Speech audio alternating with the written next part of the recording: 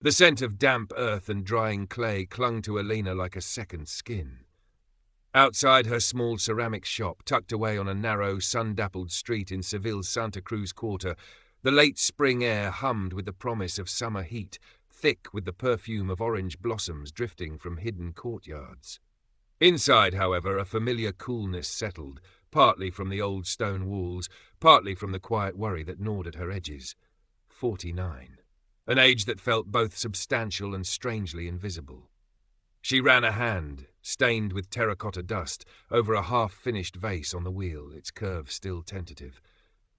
Was this passion, this messy, beautiful craft, enough?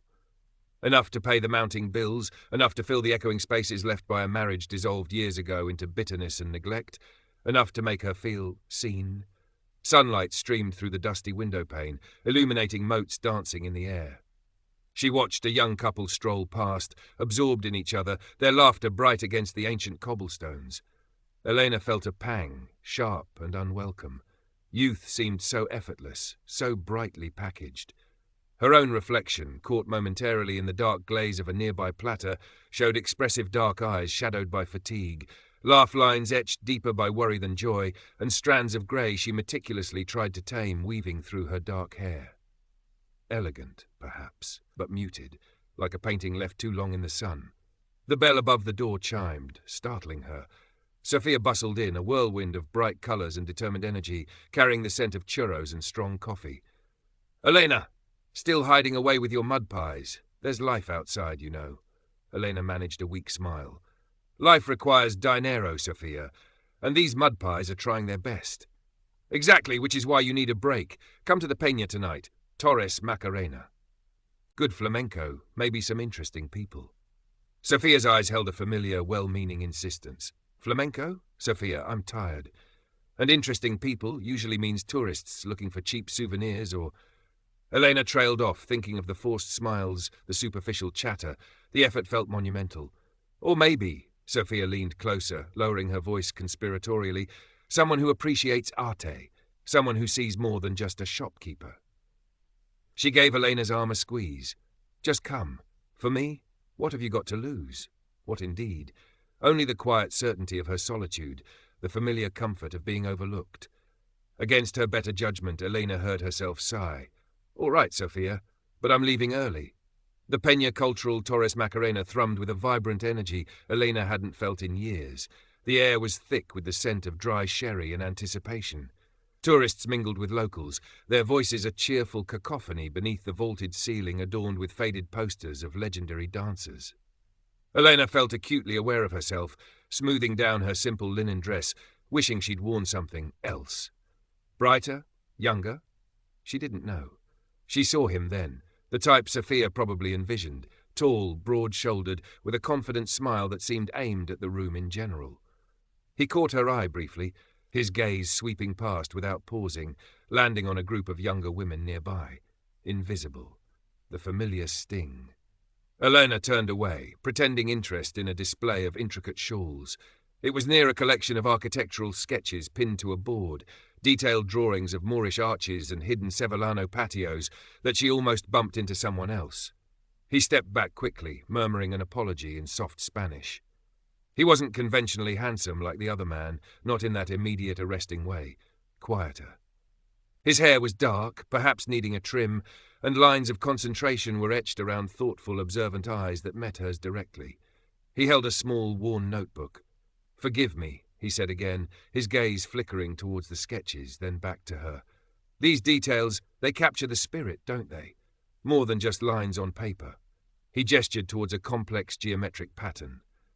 Elena, caught off guard by the specific observation, nodded. "Yes, there's a history in those patterns. Like the glazes on good ceramics," he added unexpectedly, his eyes briefly scanning her hands, still faintly dusted with clay despite her scrubbing. "They hold stories too." She felt a flicker of surprise. He hadn't commented on her dress, her hair, her age. He'd noticed her hands, the mark of her work.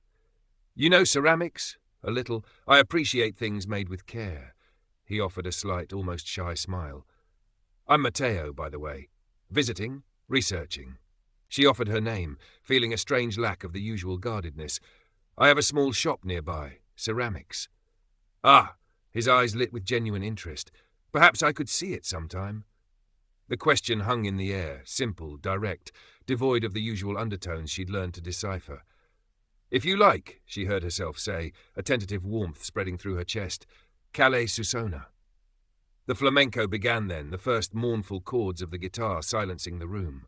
Matteo gave a respectful nod and turned his attention to the stage, pulling out his notebook. Elena watched him for a moment, the intensity in his profile as he listened, before finding Sophia in the crowd, the earlier feeling of invisibility momentarily forgotten, replaced by a quiet, unexpected curiosity.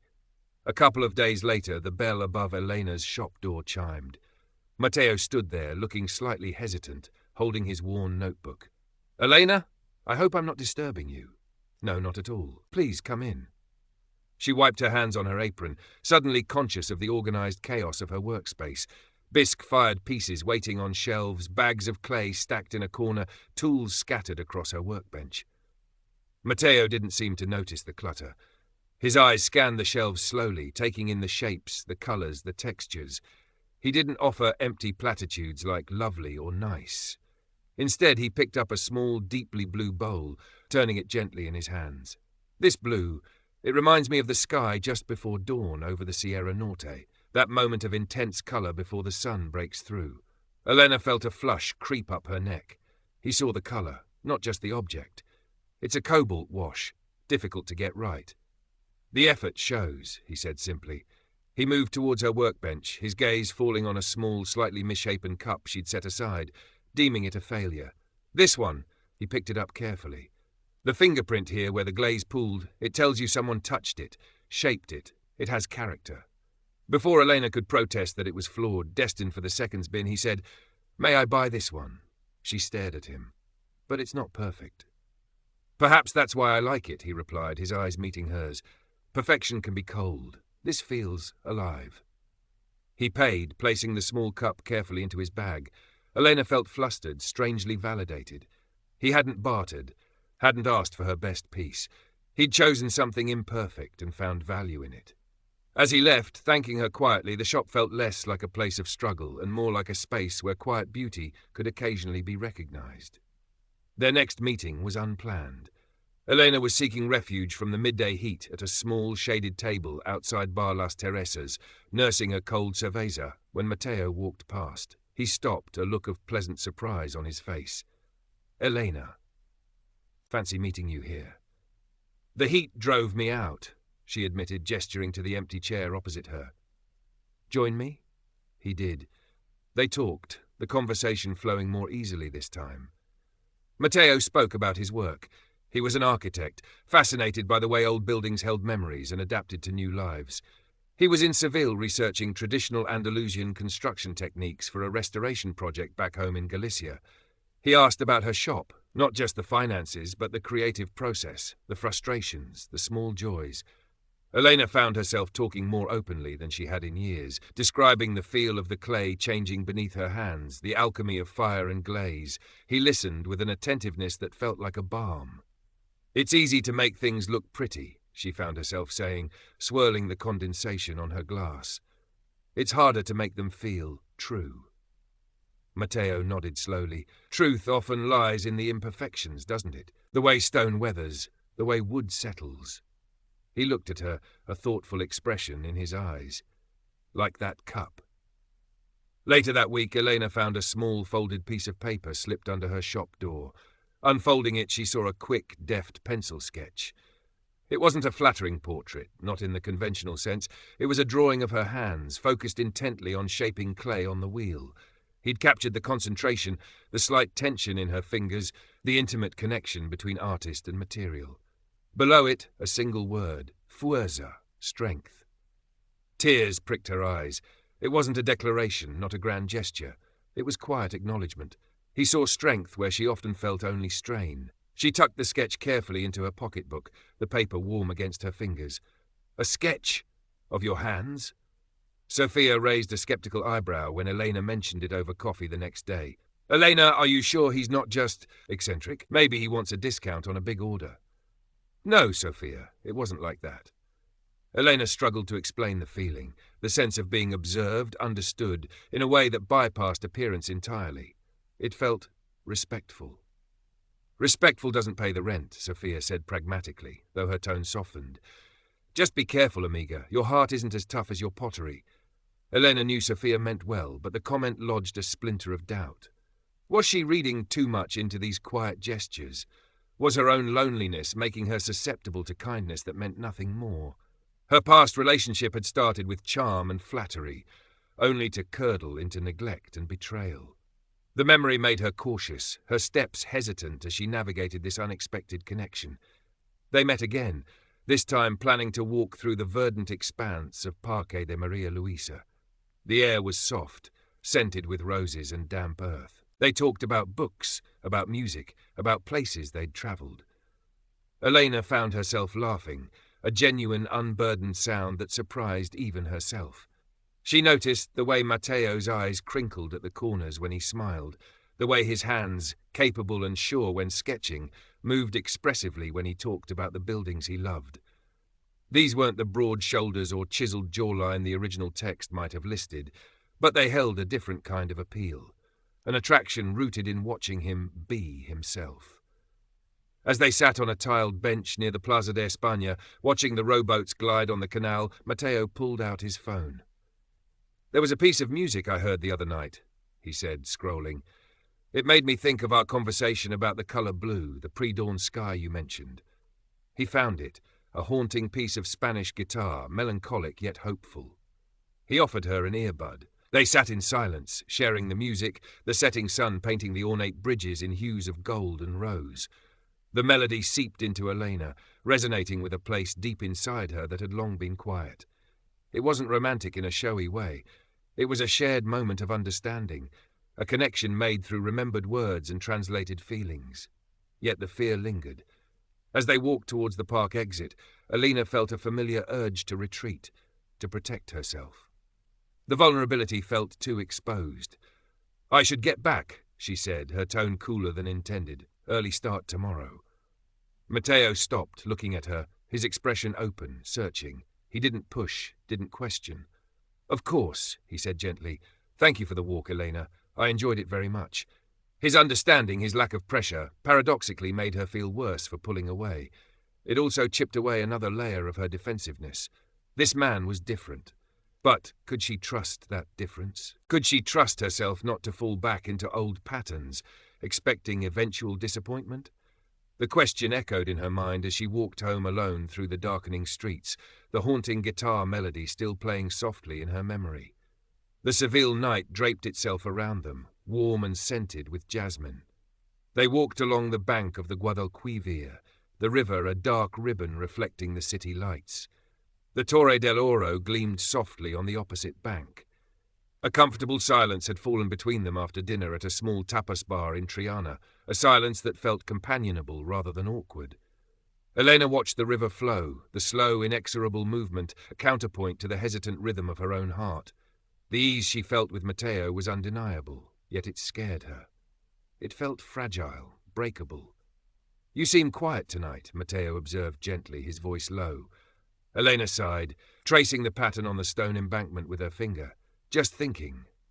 "About?" She hesitated. Could she voice the fear that shadowed this burgeoning connection? The fear that it was illusory, or that she, somehow, wasn't worthy of it. "About how things change," she said evasively. "How easily things can be broken." She thought of her ceramics, her marriage, her own carefully constructed defences. Matteo stopped walking, turning to face her. The soft light from a nearby lamppost illuminated the concern in his eyes. "Are you talking about pottery, Elena?" His directness disarmed her. She looked away towards the dark water. "Sometimes," she admitted, her voice barely a whisper, "and sometimes not." The vulnerability rose in her throat, thick and suffocating. "My ex-husband, he was very charming. Everyone liked him, but he made me feel small, invisible, especially towards the end." The words tumbled out, unbidden. "And now I look in the mirror and I see the years. I worry that what I am now isn't enough. That this," she gestured vaguely at herself, her shop, her quiet life, "isn't what anyone is looking for." The confession hung in the air, heavy and raw. She braced herself for platitudes, for awkward reassurance, or worse, for pity. Matteo didn't offer any of those. He remained silent for a moment, his gaze steady on her face. Then he spoke, his voice quiet but firm. "Elena," he said, reaching out not to touch her, but holding his hand open slightly in the space between them. "When I look at you, I don't see years. I see the woman who shapes earth and fire into something beautiful with her own hands. I see the intelligence in your eyes when you talk about your craft. I hear the strength in your voice, even when you're talking about difficulties." He took a small step closer. "I see the passion you pour into your work, the resilience it takes to keep going when things are hard. That isn't not enough. That is formidable." He paused, his gaze unwavering, "And it is incredibly beautiful. Not despite the years, Elena. Because of them. Because of everything they've shaped you into." His words landed like stones dropped into still water, sending ripples through her carefully constructed defenses. He wasn't complimenting her appearance in the way men usually did, a fleeting comment on her dress or her smile. He was seeing her, her work, her spirit, her struggles, and finding beauty there. The sincerity in his voice, the quiet conviction in his eyes bypassed her cynicism entirely. It felt like the sketch of her hands, an acknowledgement of her essence. A profound sense of being seen, truly seen, washed over her. The knot of fear in her chest loosened, replaced by a warmth that spread outwards. Tears welled, not of sadness but of release. She met his gaze, unable to look away. The air between them crackled with unspoken emotion. Slowly, tentatively, he reached out and gently brushed a tear from her cheek with his thumb. The touch was feather-light, yet it grounded her. In the warm Seville night, beside the ancient river, the emotional barrier crumbled. He leaned in, and she met him halfway. The kiss wasn't fiery or demanding. It was deep, tender, a silent conversation confirming everything his words had conveyed. It was a kiss of acceptance, of understanding, of a connection built not on fleeting physical impressions, but on the slow, careful discovery of the person within. It felt earned. It felt true. Weeks later, sunlight, bolder now as summer approached, filled Elena's shop. It still smelled of clay and earth, but something had shifted in the atmosphere. A quiet energy hummed beneath the surface. Elena sat at her wheel, her hands moving with a focused, calm rhythm, shaping the wet clay into a graceful, swelling form. She wasn't rushing, wasn't forcing it. There was a sense of trust in the process, in her own hands, that hadn't been there before. The financial worries hadn't vanished overnight. The challenges remained, but they no longer felt insurmountable, crushing. They were simply part of the landscape, like the heat shimmering outside on the cobblestones. Her phone buzzed softly on the workbench. A simple text message from Matteo. "Thinking of the Blue Bowl. Dinner tonight? Same place?" Elena smiled, a genuine, unforced curve of her lips. "See, 7:30? The reply came back instantly. "Perfecto." She set the phone down, her gaze falling on the small, imperfect cup Matteo had bought, which she'd eventually retrieved from his temporary apartment's meagre kitchen supplies and placed on her own shelf. A tangible reminder. Nearby lay another small sketch he'd left for her a few days ago, this one of the view from her shop window, capturing the precise angle of the light on the ancient wall opposite. Another small act of seeing. Their connection hadn't exploded into grand pronouncements or dramatic life changes. It was unfolding gradually, built on shared moments, quiet understanding, and the steady